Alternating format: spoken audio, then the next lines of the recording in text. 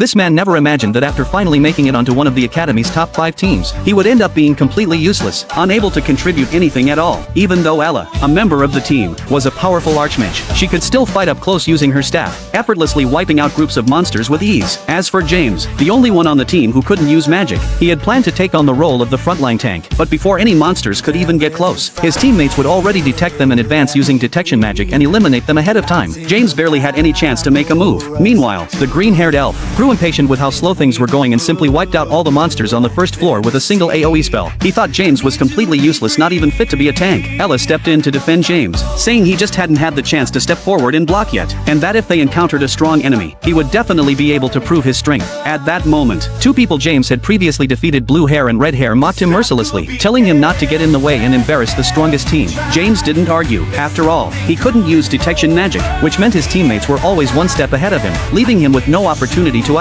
By the end of it all, he hadn't killed a single monster. Before they knew it, a whole day had passed. The group decided to find a safe place to rest, but Carter suggested they could just rest where they were. He then created a fortress of flames, and illusion spell unique to the elves. Although it was only an illusion, monsters wouldn't dare approach it recklessly. At that point, Ella asked James to distribute rations to everyone. After he did so, he was met with disdain from the others. Carter bluntly told him not to come near and to just leave the food on the ground, saying that elves would never touch anything given by someone they didn't acknowledge. James endured it, knowing how prideful elves were. While they rested, Ella laid out the team's plan. As long as they defeated the Hellhound boss on the 10th floor, they would earn 100 credits and boost the team's overall rating. No one objected, but in a certain corner of the dungeon, 2 uninvited guests had appeared. Around them lay a large number of dead monsters, and among the corpses was even a teacher from the academy. Later, when James's team arrived at the 10th floor and saw the ground covered in monster remains, something felt off. Logically, no other team should have been ahead of them. James noticed that the remains weren't the result of magic, they had been torn apart by sheer brute force. At first, everyone could still accept that something unusual was going on, but when they finally reached their destination, the entire team fell into panic. Before them lay the massive corpse of a monster, their original target, the Hellhound. Ella immediately ordered everyone to cast detection magic, because the Hellhound's aura hadn't fully dissipated. That meant the killer was likely still nearby. However, even after expanding their detection range to the maximum,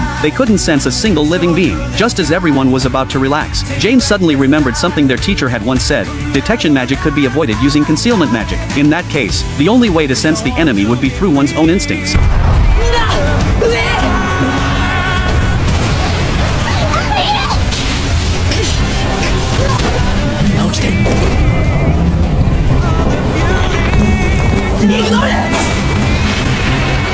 In that instant, everyone unleashed their strongest attacks, but for mages, casting took time, it was too slow.